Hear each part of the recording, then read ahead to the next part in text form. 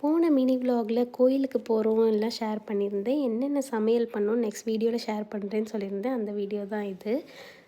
First வந்து அத்தையும் அம்மாவும் சேர்ந்து சக்கரை பொங்கல் சாமிக்கு செஞ்சுட்டாங்க. ஃப்ரைடேங்கிறதுனால கோயிலில் நல்ல கூட்டம். ஸோ எல்லாருக்குமே காஃபி போட்டு கொடுத்தோம்.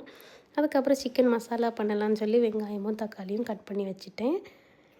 ஸோ மெயின் டிஷ் வந்து என்னென்னு பார்த்தீங்கன்னா கோழியோட ரசம். கோழி ரசம் வந்து ரொம்ப ஃபேமஸ். அது ரொம்ப நல்லாவும் இருக்கும். நான் என்ன செய்வாங்க அப்படின்னா சுடு தண்ணி வச்சுட்டு கோழி ரசப்பொடின்னு சொல்லி ஒன்று அரைச்சிருப்பாங்க. அது வந்து ரெசிபி நான் வேணா சொல்லுங்கள் ஷேர் பண்ணுறேன்.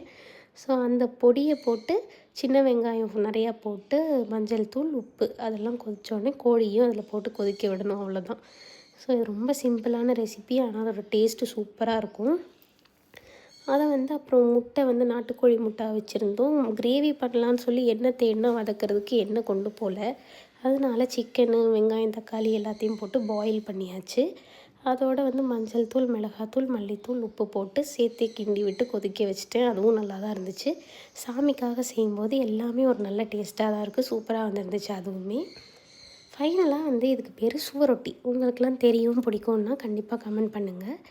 ஸோ இது வந்து ஹஸ்பண்டுக்கு ரொம்ப ஃபேவரெட், வாங்கிட்டு வந்திருந்தாங்க. சுட்டுத்தான்னு சொன்னாங்க. அப்படியே மசாலா போட்டு அதையும் சுட்டு கொடுத்தாச்சு. இதெல்லாம் தான் சாப்பிட்டோம் நாங்கள் அன்றைக்கி. பை.